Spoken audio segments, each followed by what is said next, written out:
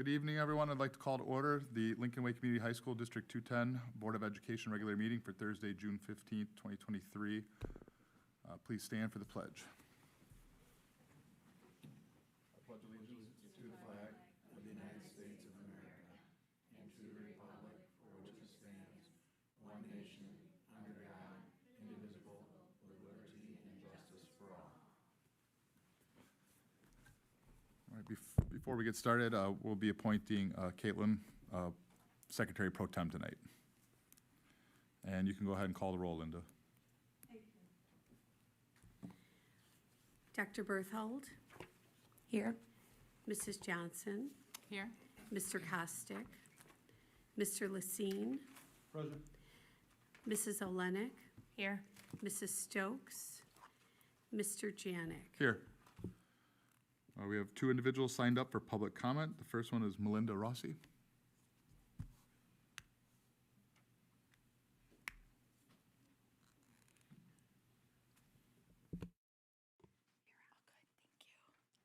Hello.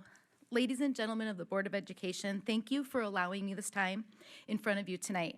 My name is Melinda Rossi. I am a longtime resident of Manhattan and a mother of two children with special needs. I would first like to commend you all on the recent changes that have taken place in including our students in the programs with special needs. My son has certainly enjoyed Special Olympic bowling this year.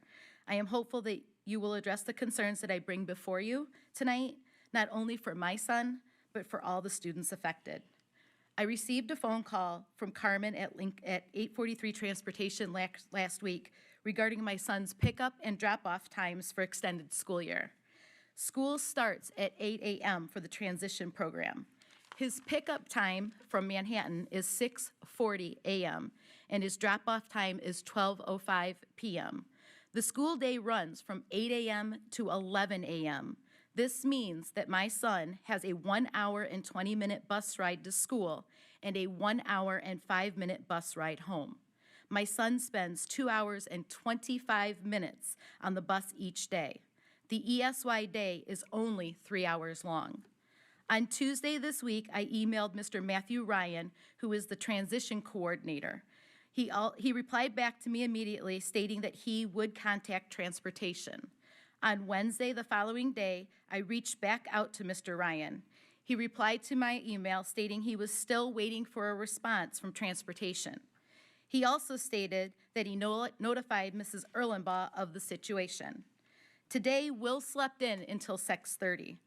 I called transportation to report Will did not need a ride to ESY and that I would drive him from our home. We arrived around 8:10 a.m. Miss Laura Nick emailed me inquiring about whether or not Will would be attending school. I assured her he was going today as I had just dropped him off 3 minutes ago at the transition door. I took the opportunity to inform Miss Nick of Will's pickup and drop-off times. Typically, Will only has a bus ride to school under 30 minutes during the normal school year. I also let her know that he may exhibit behavioral issues due to the extended 80 minutes he spent on the bus. She informed me he had a rough start today and they were heading outside soon. You see, last school year, we allowed Will to use his phone on the bus ride to and from school. He had a really hard time putting the phone away once he arrived to school, and he would fixate on having it in his backpack. So his teacher asked that we leave the phone at home, and we supported that decision. I also informed Mrs. Nick in my email that I would possibly entertain alternative transportation or possibly reimbursement if we chose to drive him to ESY this summer. Ms. Nick stated that she had forwarded my email to Mrs. Erlenbaugh. Ms. Nick replied back to me at 8:45 a.m. She stated in her email if there was no resolution by Tuesday, June 20th of next week, and they are unable to provide alternative transportation, that is less than 60 minutes one way, Mrs. Erlenbaugh agreed to reimburse me for the travel. I understand the bus shortage issues and how it is a nationwide problem overall. My son is insured a ride to and from school with school transportation with every effort on the district's part to maintain a one-way route under 60 minutes. If it is not supplied, I understand there are other options. I speak tonight to request this be resolved quickly. I am looking forward to seeing resolutions regarding transportation, especially those who travel to and from Manhattan. I am also looking forward to seeing increased opportunities for our special service students. We'll love the Special Olympics bowling season. Thank you for your time and consideration in this matter. Thank you, ma'am. We have been working with 843 on several routes, not just the one for your child. It has been challenging this summer. We completely agree. And so we're continuing to work with them. In fact, I'm pretty sure Mr. Leone probably received an email this afternoon about some of the field trips and some of the other things that 843 is unable to cover. We're going to try and cover them ourselves, so we're working through that now. So we apologize. We know that I'm aware of at least 2 routes that were, one was an hour 15, I believe one was an hour 20, that we're in agreement. It needs to be under an hour. So it's something we'll continue to work on. Thank you. All right, thank you. Next up, we have Melissa Ballard.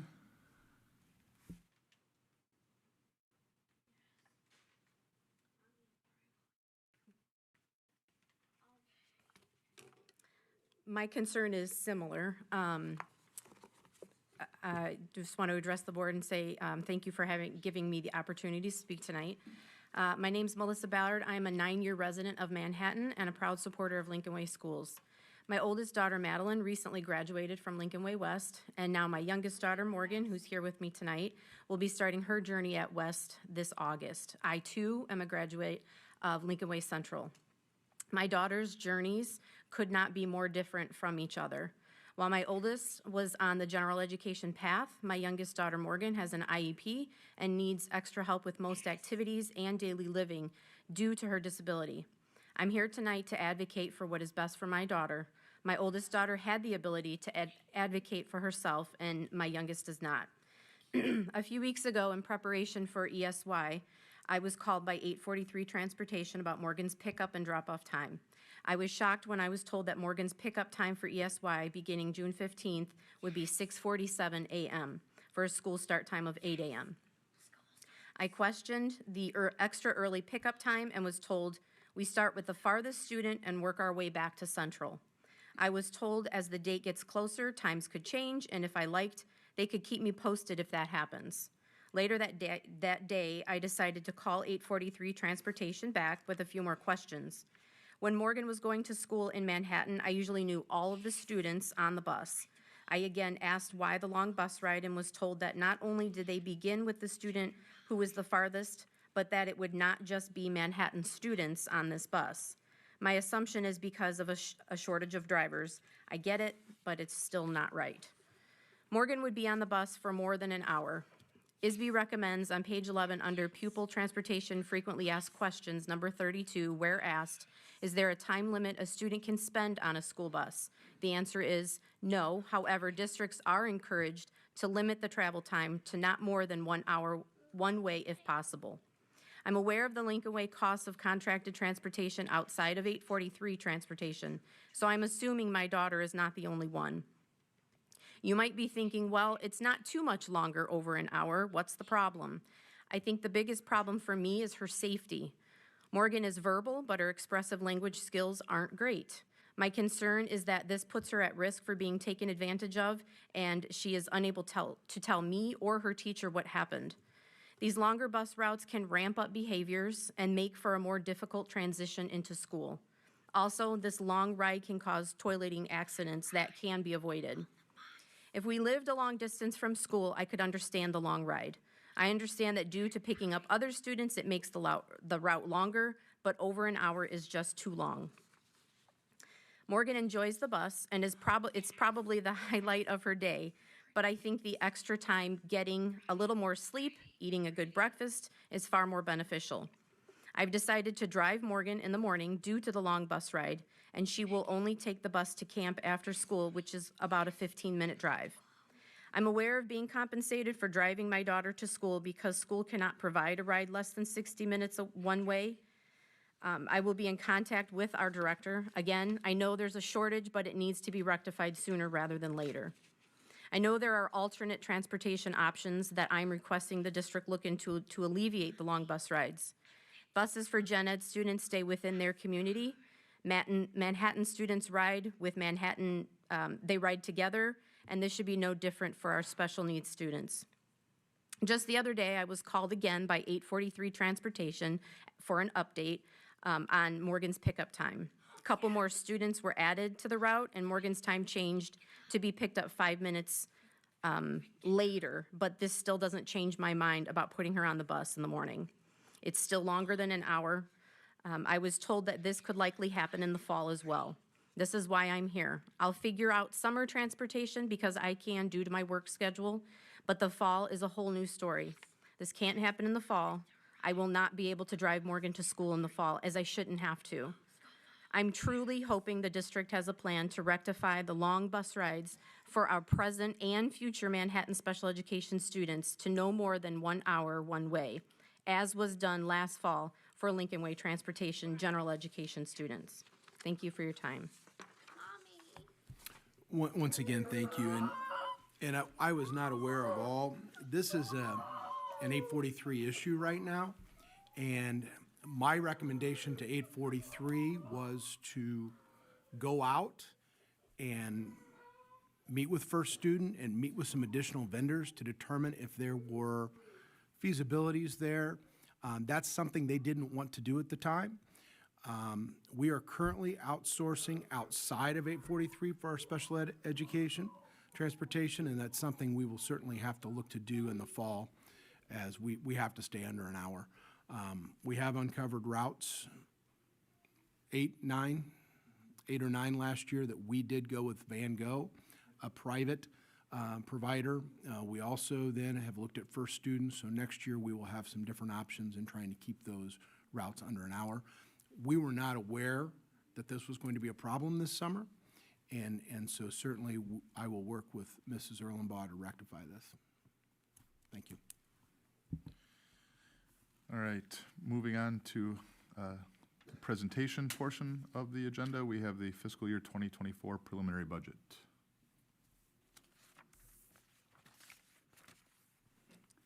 Thank you, Mr. Janik. I'm just going to pull up the presentation. I did place a slide deck into board docs. I'm going to present that. But the cover memo attached in board docs summarizes the preliminary budget development to date. And hyperlinked toward the bottom of page 1 is the budget book detail, and that organizes the preliminary finances more comprehensively. So I will reference both of these documents throughout this brief presentation. As a reminder, tonight's preliminary budget draft requires no action from the board. The draft creates an opportunity for us to have some proactive discussion regarding priorities and spending plan for the 23-24 school year. Our purpose tonight is to highlight some of the most noteworthy items and to give you an overview of the refinements that have to happen and will occur between now and the tentative budget being placed on display in August.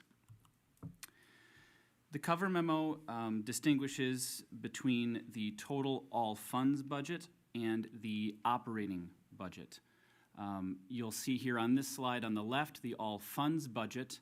And again, this is a preliminary and I will say up front conservative look at where we will be for the 23-24 school year. The all funds budget has a deficit that is no different than the FY23 budget.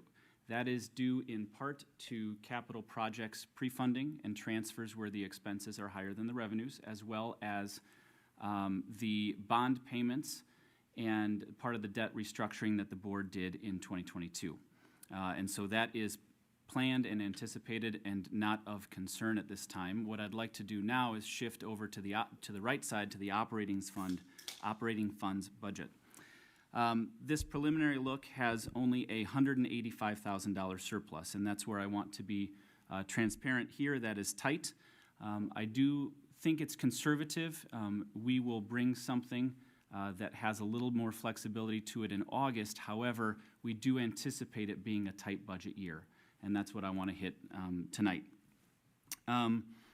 There are several external timelines that are out of our control that will affect any of these numbers and will change how they look in August. That has to do with we don't yet know our evidence-based funding. For example, we do not yet have our CPPRT allocation. And just so you know, that's a revenue stream that's been historically $400,000 or $500,000, and in the last couple of years has been 1.8 to 2 million. So the variability there is really hard to predict. I don't want to make assumptions before that's released. That's not released until early August. And so we've done this conservatively on purpose. Typical hiring season is coming to a close, but as you can see in Dr. Provost's personnel memo tonight, there are still some last-minute personnel changes and hires that are occurring. And so with all of those moving parts, that's the work that we do between tonight's meeting and August to refine those amounts. For the next several slides, what I'd like you to do, if you don't mind, is to look at, I believe it's page 3 of the budget book detail, and that organizes both the revenues and expenses by type for the operating funds, and that's what I'm going to walk through here a little bit. You will notice before I go to the next slide, local revenues from fiscal year 22 to fiscal year 23 went down. And that had a lot to do with when Will County shifted to all of our tax bills were on those 4 payments instead of 2. That threw off a lot of timing. And so I do want to make a note here that the percentage change, it's not really an apples to apples piece. And so what we're doing now is basing off the timing we have today. What does this budget assume for revenues? As I mentioned earlier, EBF and CPPRT are unknown at this time. For property tax revenues, it's in arrears, and so we have a 5% growth on our existing properties, and we are assuming new construction continues around the same pace that it's been at. Investments, rates remain over 5%, as you'll see in my treasurer's report later. I am nervous to budget at that rate. I don't like to assume that interest rates will stay at that level throughout the entire fiscal year, and so I've been conservative there. In terms of state revenue, the one note I'd like to make is the comptroller the state comptroller still has to release some of the categorical payments. They've been a lot better in recent years with timing.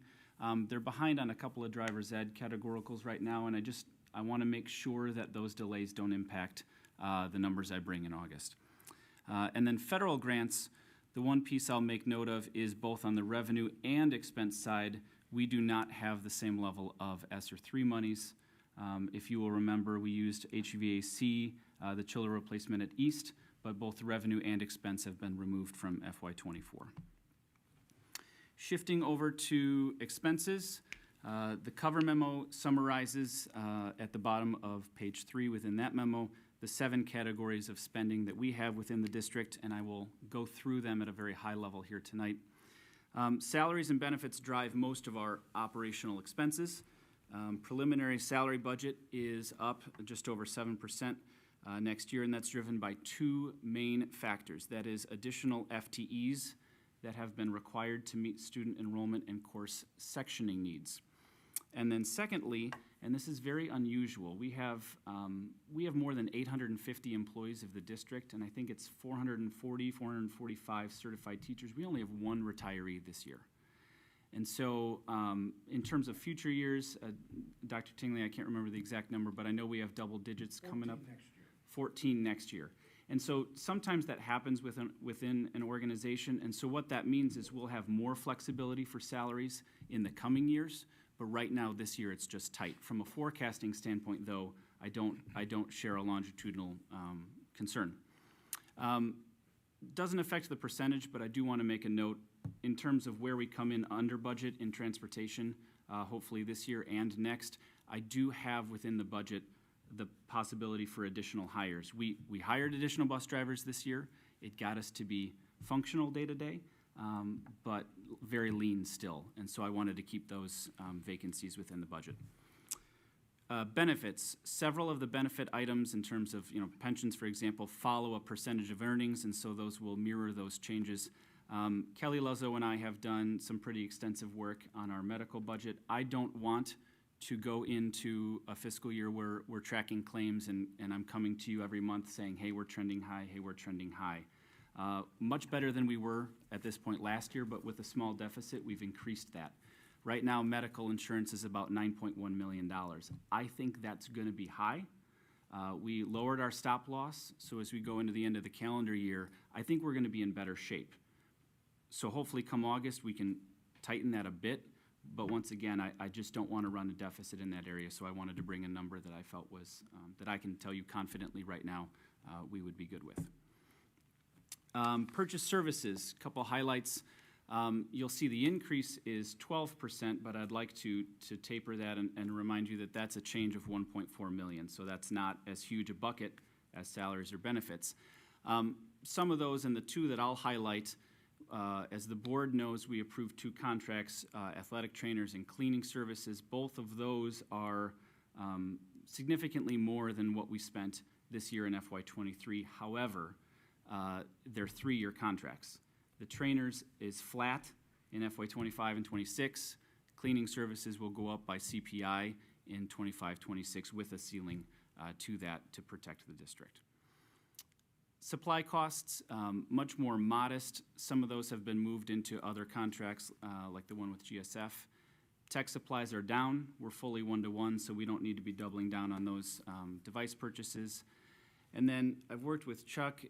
Electricity costs right now, electricity is doing very well. But we are in a variable rate contract, and even though we might come in at 75% of our budget this year, we're hesitant to lower that too much going into FY24 because that's not guaranteed.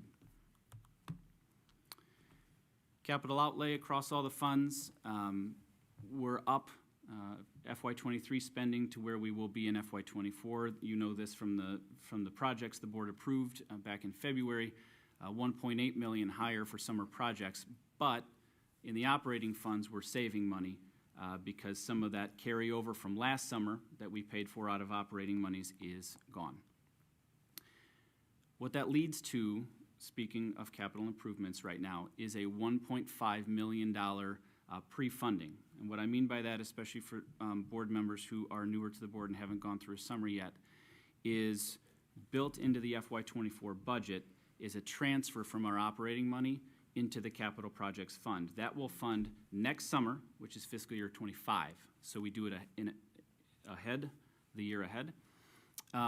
In the last financial forecast, this was at 2.5 to 3 million. Once again, this is conservative. I believe this number can and will go up. Mr. Lachine, I think you mentioned at the last board meeting or the one before, the timing of potentially going out to bid sooner. We have the pool pack that's slated, sort of earmarked, as we know that that's kind of a more immediate need. That's $2 million. And so this number we'll need to watch closely, but we need to protect our operating budget first and foremost. We need the day-to-day operations as the primary focus. We then can work with our facilities and with Chuck and with DLA to say what do we have room to accomplish in the next summer. Same data, little different look, and I know it's small on the slide here, but what I would ask you to do is look at the bottom left-hand corner of this view.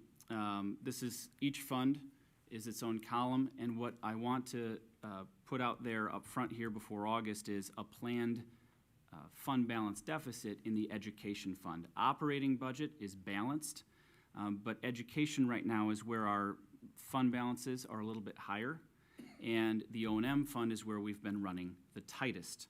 On a percentage basis, that doesn't work so well with cash flow, especially because we continue to transfer out of the O&M fund for those capital projects.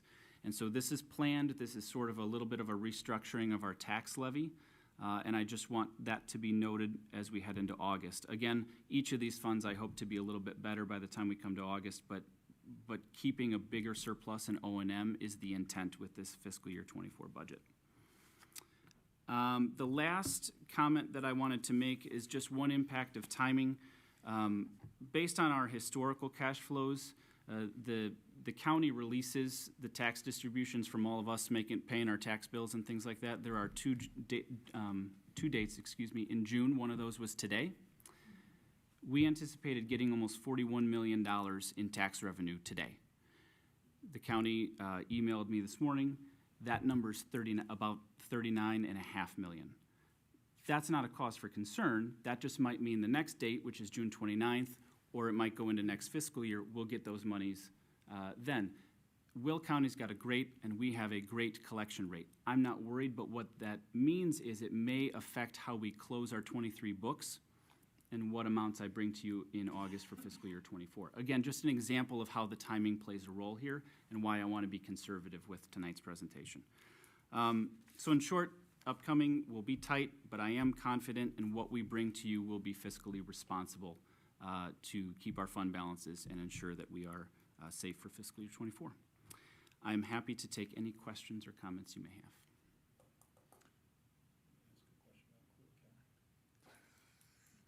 All right, any questions for Mike? I had one. So you mentioned CPPRT and EBF, we don't really receive them till August. And you held them flat, I believe, I saw in your memo. I did. Is there a possibility that we lose money on that, or? CPPRT has not gone down in the last 10 years. And from what they do is they release an estimate in August, and then we kind of do a look back at the end of the year. Every year except one, over the last 10, we actually end up receiving more than 100% of what that initial estimate was. And so, do I think it will go down? No. My concern is, one, will it go up again? And I'm hesitant to say that. And then two, even if it did, I wouldn't want to increase this line.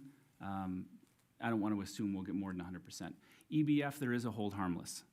And so even though we're floating on tier 1 versus tier 2, we dipped into that and dipped back into tier 1 based on how the state does, some of those formulas. But I think it will go up, but what I budgeted was just the hold harmless.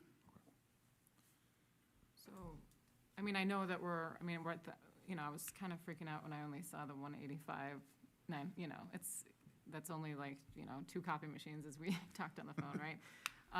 If we had to pull, do we pull from that cash fund, that 34 million? Like, say that something happened, what do we pull from? Do we first do the pre-funding? Do we think about pre-funding before we Sure. take So the fund?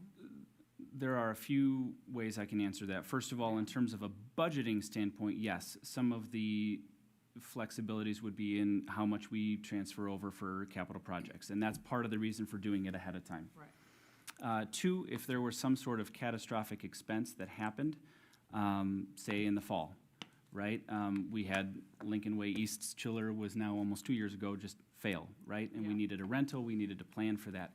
A second area is, say I bring a tentative budget to you in August, it goes on display, we make no or very minor modifications before September, you approve it, something happens. We can amend that budget. And the budget is nothing more than the plan, right? And so we've not necessarily committed those expenses for the whole year, right? That's just the plan. And if it were minor, I would say, okay, we can just have a little bit of budget versus actual difference, and we can note that. If it were significant, I would come back to the board and say, I think we should shift to the plan. Here are the areas where we have that flexibility, and they might have been things we wanted to do in the spring. We're just gonna have to wait. And we have redone budgets in the past. I mean, that's something we've Okay. brought back April, May. Yep. To say, okay, here were the changes that took place. We need to go ahead and amend these. We talked about them throughout the course of the year, but that's a very good question. Are we still, I know that, that board policy of, trying to get 33% of our 33%. expenditures, we're 2 million short. We didn't meet it last year by 500,000. Is that something to perhaps, I know that's an old policy, 2017. Do we maybe re-look at that? It is, and that's something, Mike's done several drafts of that policy, and that's something, when we bring the budget back, we will bring to the board to discuss. Several districts do have a policy where it's more of an aggregate look, Okay. where it's over a 3-year period, you must maintain a certain average, whether it's, a 1% surplus over 3 average, or you must maintain 30% over a 3-year aggregate. There's different things that we can look at. The key for us, obviously, was to have that target and to get as far away from tax anticipation warrants as possible, and especially with current interest rates, and now we are comfortably way away from that. Does that hurt our, I know we were rated at a high standard. I think the last time the ISB rating, we had 3.7%, Yeah. Was it out of So, 4? Is that the rating, out of 4? Mike, what would that do to our, I guess what is it called? We are recognition Yes, Would so that- in would terms that- of the financial profile score, no. So, well, there's a couple of things that I would add. First of all, what the state looks at, the state considers best practice to be 25% operating fund balance. There are some districts who the board's fund balance policy is 15 to 20%, and they just haven't updated it. I feel comfortable with ours being at or above the 25. Okay. And we can talk about that more at length, at another meeting, as Dr. Tingley mentioned. The other comment I would make is that what you're looking at here is budget to budget. And that's because we have not closed the fiscal year yet. Now, come August, we won't have been audited, it won't be official per se, but what I will be able to do is compare the budget to unaudited closeout of fiscal year '23. And the reason that I think that's relevant is that the fund balances that we have, from an operating standpoint for this fiscal year that we're ending, we end better, our fund balances are higher. And so that affects how big that surplus needs to be going forward. But as I mentioned, I want to make sure that the budget we bring to you is fiscally responsible and then, of course, complies with board policy and what you all wish in terms of reserves. We're nowhere near needing to go to We are tax not, system. sir. No, sir. He said it, so I just want to make sure No, sir, it's we are clear not. we're not anywhere near that. No, sir. We're in good shape. Don't even mention it again. Especially with current interest rates. Yes. Yes. So, then you brought up claims for the insurance. You said you budgeted 9.1 million? Yeah, so the district's portion, our portion, right? So the employees pay a portion, we pay a portion, right? So we raised it significantly, say it was in part COVID, say it was just in part, the organizations go through, maybe it's an aging demographic, just health concerns, large singular claims. We raised it a lot. We have about a $200,000 to $225,000 deficit in this area, I think, for FY '23. It was 8.5 million was that budget. I think realistically, it needs to be increased. I want to make sure that we're not running into this being an annual thing where claims are higher. 9.1 would be our portion. I do think that's going to be high. But I want to say think, and I'd rather have it be high and come back to you and lower it. And are we working with STUM to find maybe some cost savings in there at all? I mean, Yes, yeah, we're collaborating with STUM all of the time in terms of tracking claims, and that's actually part of, and I said it real kind of inserted between other comments, but that was one decision we did make in collaboration with STUM, was we lowered our aggregate stop loss, or individual stop loss, from $300,000 calendar year to $150,000. That affects our fixed costs every year, but it evens it out, right? Well, we don't see that benefit in FY '23 because we're in the front half of the calendar year. And so what we're anticipating now, where there are some claimants right now, the way they're trending is that they will hit that stop loss this calendar year. And so we hope to see some benefit of that in FY '24. But again, I'd like to watch a couple more months of claims. any other questions for Mike? Good job, Mike. Thank you. Thank you. Thanks. All right, moving on. We have the consent agenda, items 1 through 9. I'm not going to read them all, but I'd entertain a motion to approve the consent agenda as written. So moved. Do I have a second? Second. All right, I have a motion and a second. Linda, can you please open the vote?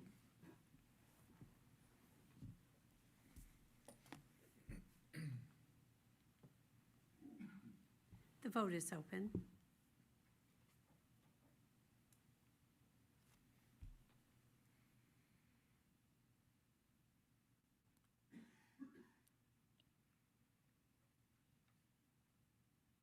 The vote is unanimous. The motion passes. All right, next up, under action items, we have the presentation of invoices for May 19th, 2023 through June 15th, 2023.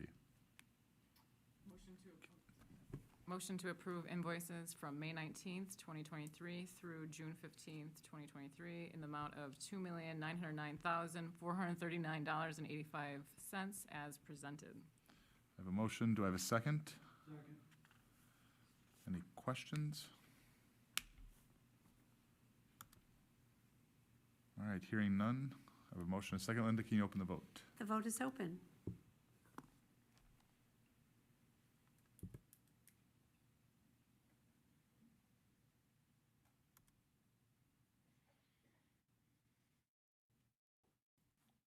The vote is unanimous. The motion passes. Next up, under action items, we have presentation of fiscal year 2024 invoices. Yeah, okay. Motion to approve the current fiscal year 2024 invoices in the amount of $1,417,759.34 as presented. I have a motion. Do I have a second? Second by Ms. Olenek. Thank you. Motion and second. Do we have any questions? Mike, can you maybe just explain this for us real quick? Yep. So what this is these are invoices that, these are bills that come due over the summer and preceding our August board meeting. Rather than waiting until the August board meeting, we ask you for permission. Some of them are pretty notable expenses, and they're due in July. And so what you're doing here is you're sort of giving us that pre-approval to make those in July. All right, thank you. Mhm. Any other questions for Mike? All right, hearing none, we have a motion and a second. Linda, can you open the vote? The vote is open.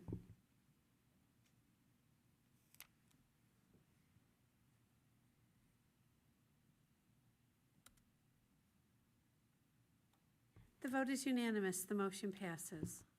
Next up, we have the treasurer's report for May 2023. Revenues were $9.7 million, expenses $8.1 million. Total cash balance at the close of the month was $16.6 million. So far, 67% and 90.2% of operating revenues and expenses respectively were recorded. And for comparison, that was 66.5% and 87.9% the prior fiscal year. Both are trending on course, and as I mentioned last month, making that adjustment for when we expensed the medical insurance mid-year last year. From an investment standpoint, as I said during the budget presentation, we are over 5% in terms of our blended rate, and that's actually in our sweep account with kind of a high degree of liquidity. So we've held off until today. Now we have the bulk of our property tax receipts for the spring. And so I met with Janine yesterday in our business office. We'll work with PMA and our investment advisor, and so now we'll start to ladder out some investments over the summer. In terms of cash flow for the month was $1.1 million. Non-tax local revenues a little bit higher in May, and expenses in O&M and transportation were slightly higher. And as I said, June 29th is the next property tax distribution date. And what we receive before and after June 30th will simply affect how the budgets look. All right. Any other questions for Mike on the treasurer's report? Do you have an estimate of what we'll be receiving on the 29th, or is that just up in the air? Good question. I think it was $7 million, but again, it ebbs and flows. What I'd like to see is the extra $1.5 million we didn't get today on the 29th. If it crosses the fiscal year again, though, I'm not worried, but. I mean, last year, you got up front, what was it, $23 million up front first, right? And then you were expected $23 million, then you got $40 million. Yeah, right? You got way over the amount. Which is part of why Right. As I mentioned, from fiscal year 22 to fiscal year 23, they're changing from 4 back to 2 payments. And then we got a significant amount earlier than anticipated. So it's less consistent than you might think. Right. And so we do our best to gauge the timing. And then in terms of the investments, you said that, you're not comfortable budgeting 5%, through the rest of the year. Mm-hmm. But with the money that we did receive today, you're looking to put some of that into investments because we're at 5% now? Is that 100%. accurate? Yeah. Oh, 100%. Like a lot of money in there to get? Yeah.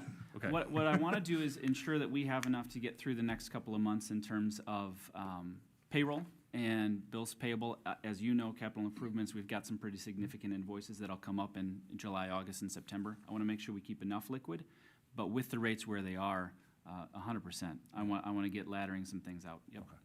Good. All right. I'd entertain a motion to approve the treasurer's report for May 2023 as presented. So moved. Do I have a second? All right. Hearing no further questions, Linda, can you please open the vote? The vote is open.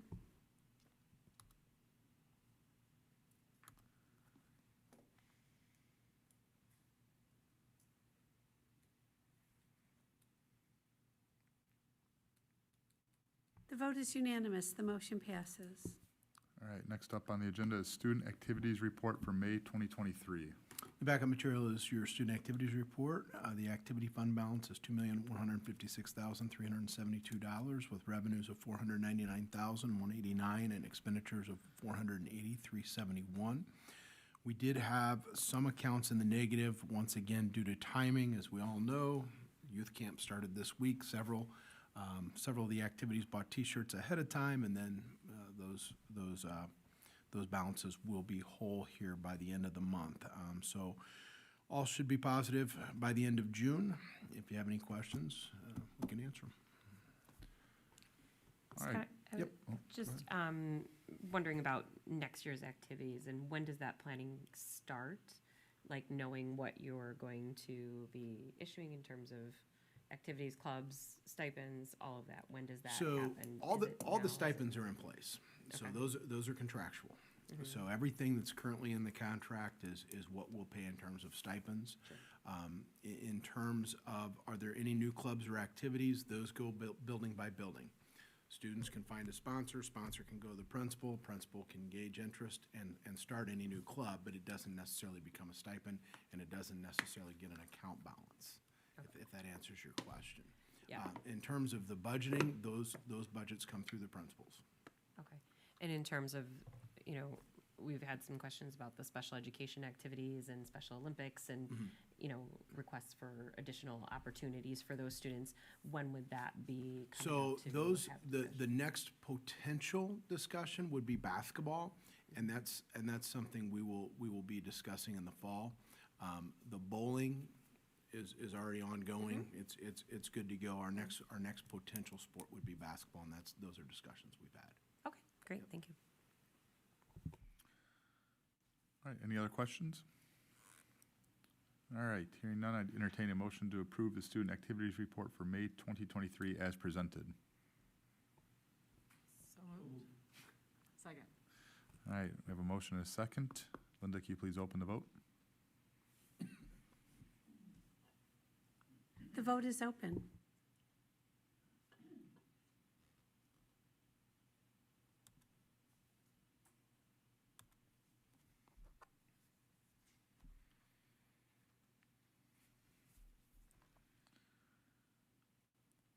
The vote is unanimous. The motion passes. All right, next up on the agenda is the second reading of policies. So policies are in your backup material. There will be another update as as they just finished in Springfield. So there will be updates to come. I'm anticipating September. First read in September and the second in October. But there were some laws that were passed in terms of bullying reporting and some different things that we will be adjusting policy. In terms of this batch, really, I don't believe any significant changes. For the new board members, this is something that Linda is all over our policy manual. We update based upon press. That's done quarterly unless there are emergency updates. And so we do follow press. Press is a service that we pay for. Most of the districts in state of Illinois follow press policy. And then any additional concerns then come from our attorneys, Hauser Izzo, in terms of, okay, press did this, but you may want to consider that. So there will be time to time where they may propose an additional addendum or an additional policy. We do have, Lincoln Way has policies that aren't in press, so it's not identical. In terms of our fund balance policy is one, and in terms of student activity, students have to be in school for 5 periods a day to participate in IHSA activities. So there are some policies that are varied, but for the most part, we stick with press, and Linda does an excellent job of updating those. Just wanted to kind of paraphrase for our new members.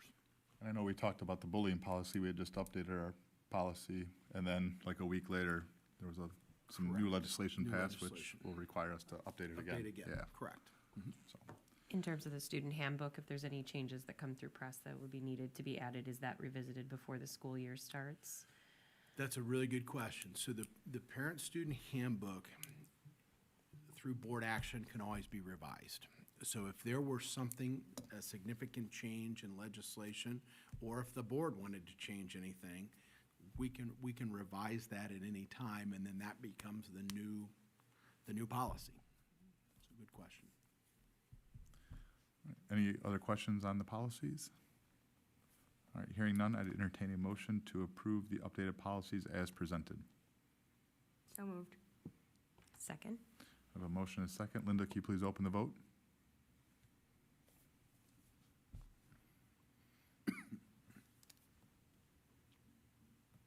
The vote is open. Not yet. Not yet. The vote is open.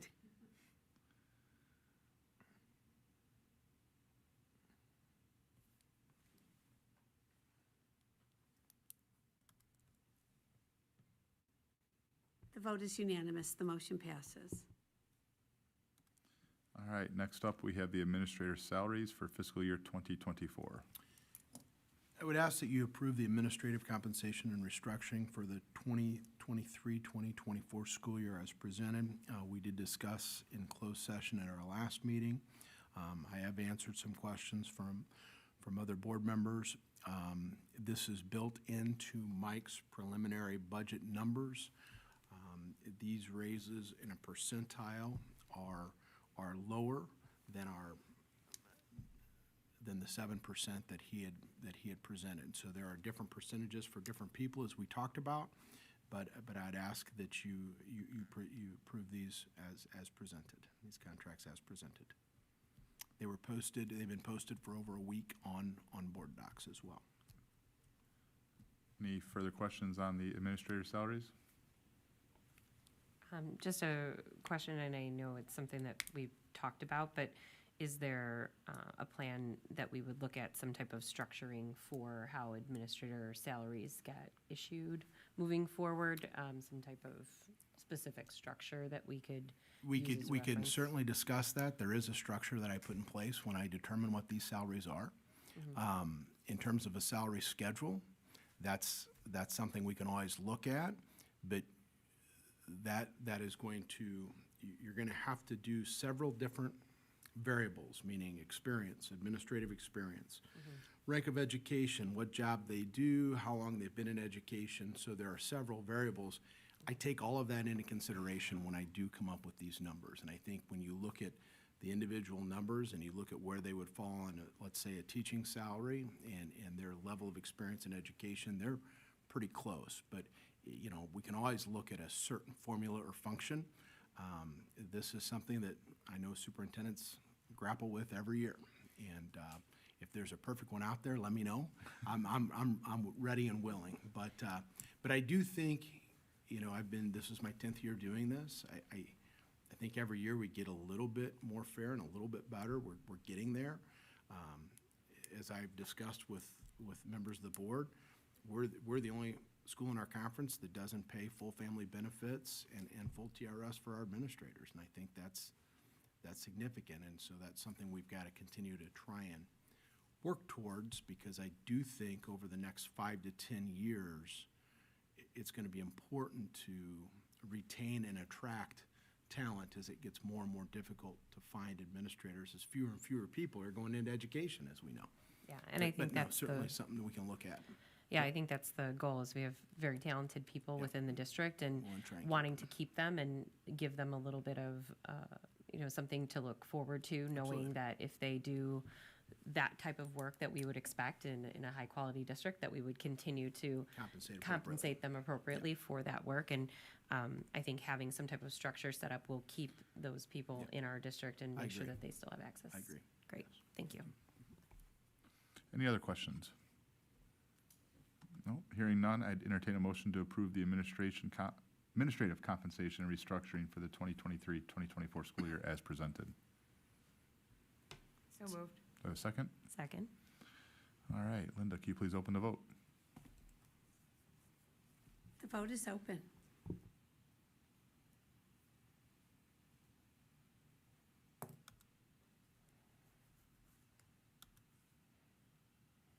The vote is unanimous. The motion passes.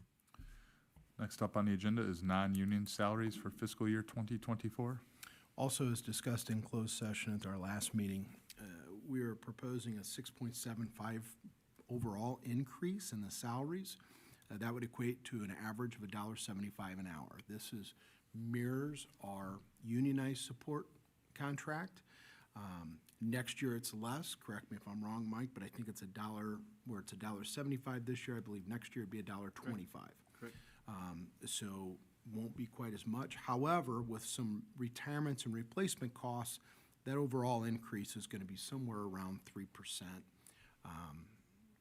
2.74 to 3.5 in that neighborhood. But overall, we're talking about $115,000 to $125,000 as we go through the year.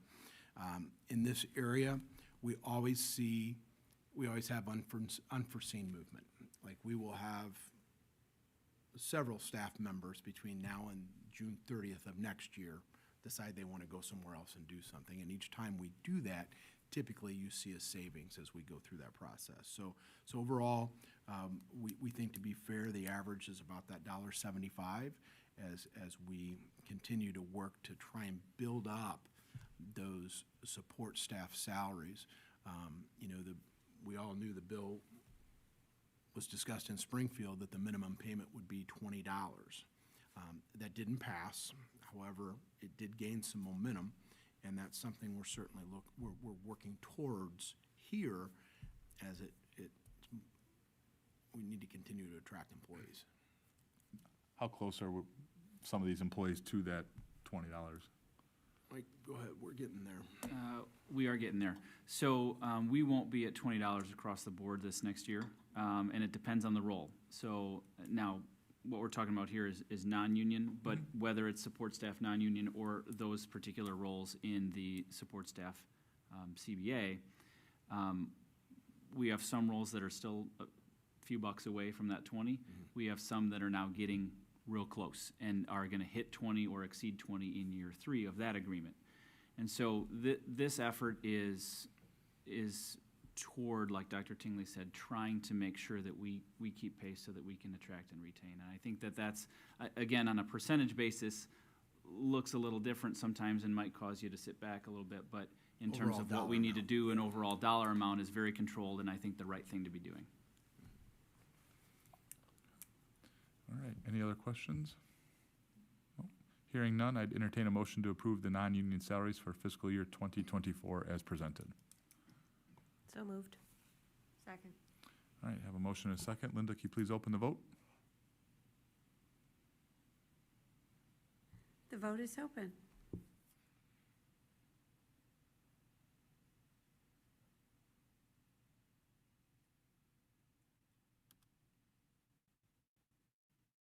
The vote is unanimous. The motion passes. Next up is the workers' compensation renewal for fiscal year 2024. We receive our workers' comp insurance through the Illinois Counties Risk Management Trust, or ICRMT. Representatives, the brokers that we've worked with for multiple years in this area, we talked through performance data. We've had a good year. We've actually had a couple of good years, and in this area in particular, over the last few years, there are a lot of employers that have not had a great time of things. We've been okay. And so the premiums here are actually down 4.7%. And so that's good news. This is an annual thing that we do. I am hesitant to lock in this area. We've not locked in, 2, 3, 4 years at a time. It's just been a year at a time, and so it requires board approval each June. Any questions on the work comp renewal? All right, hearing none, I'd entertain a motion to approve the workers' compensation renewal for fiscal year 2024 as presented. Second. We have a motion and a second. Linda, can you please open the vote? The vote is open.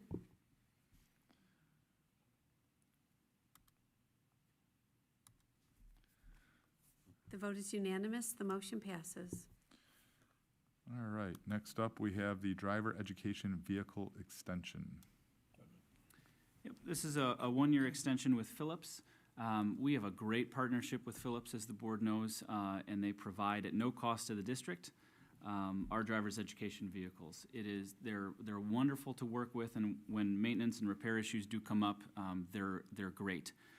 Even though the supply chain in that particular sector was upside down, even when they came back to us and said, hey, we don't know if we can give you 9 brand-new cars right now because we don't even have them on our lot, but they absolutely have promised to extend, and they've done right by us. And so the contract expired in '22. We extended it this year, and I'm looking to extend it this next year. As the vehicles do age, we're tracking with them the wear and tear, and we're monitoring that. And so we'll work with Phillips in the fall to see what the plan could be for subsequent years. So this is just a 1-year extension and no cost. And these are Corvettes, I believe? I'll get the Lamborghinis next time. All right. What a great partnership. Like, Yeah. that's super amazing. They're fantastic, yep. All right, any other questions for Mike? All right, hearing none, I'd entertain a motion to approve the driver's education vehicle extension with Phillips Chevrolet Incorporated as presented. So moved. Second. All right, we have a motion and a second. Linda, can you please open the vote? The vote is open.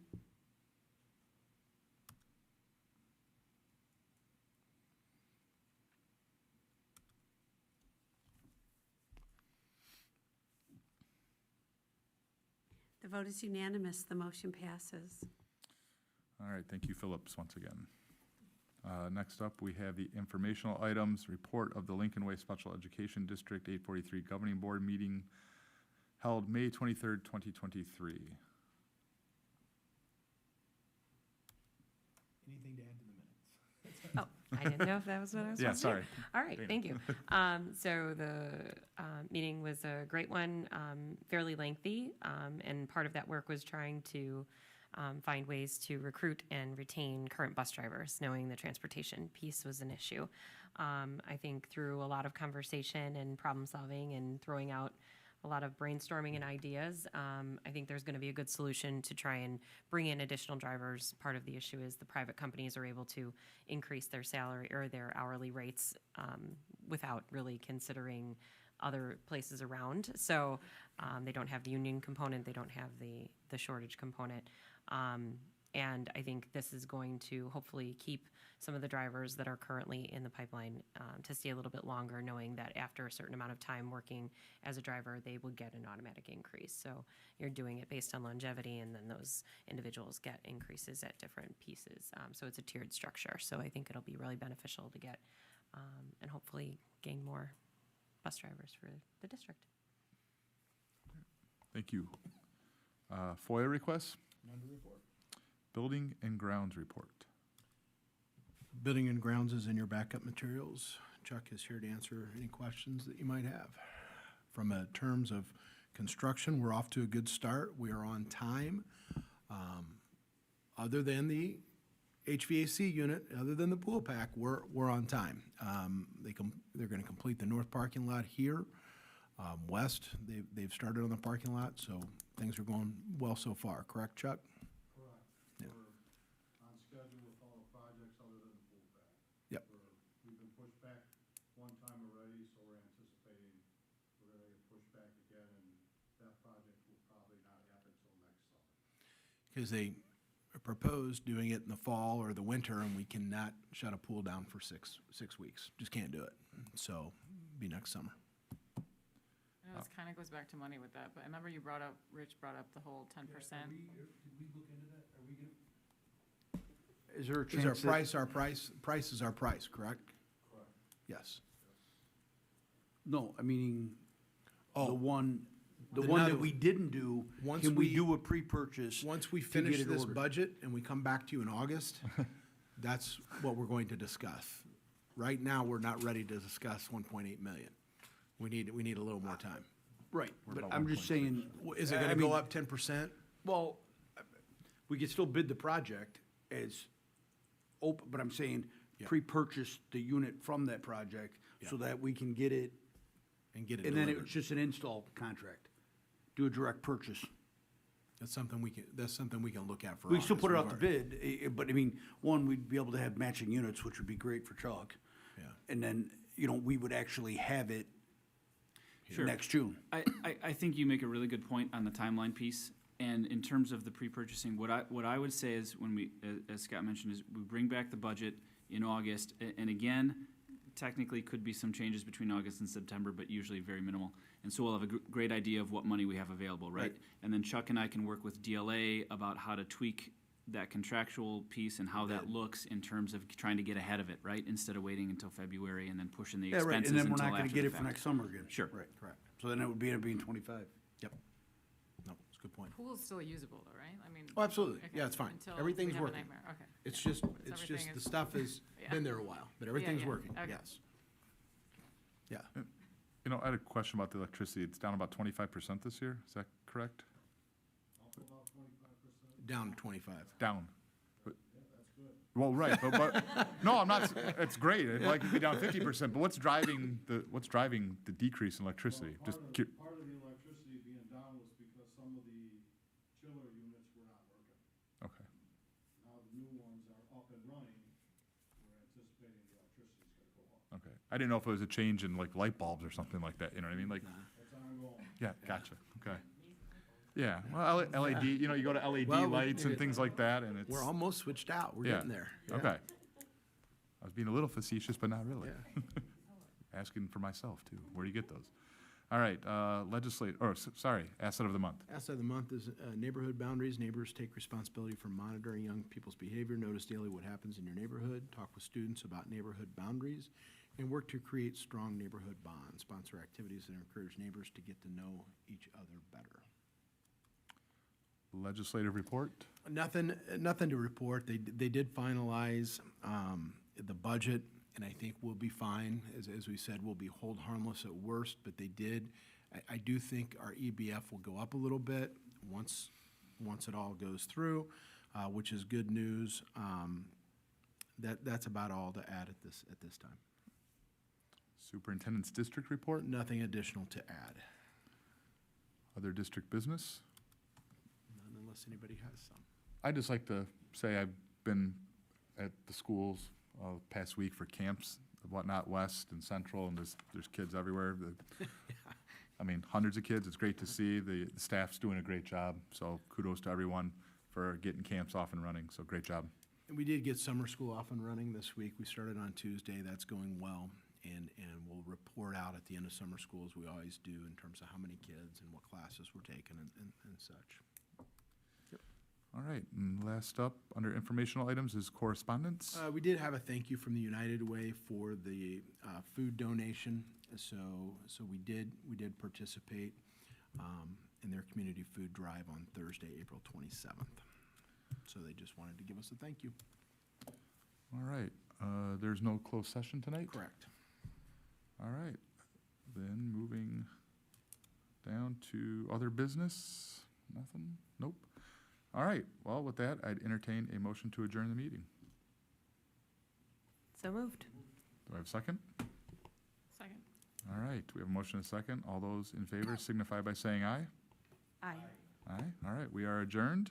And our next meeting is August 10th. We do not have one in July, so see everyone in a couple months. All right, good night.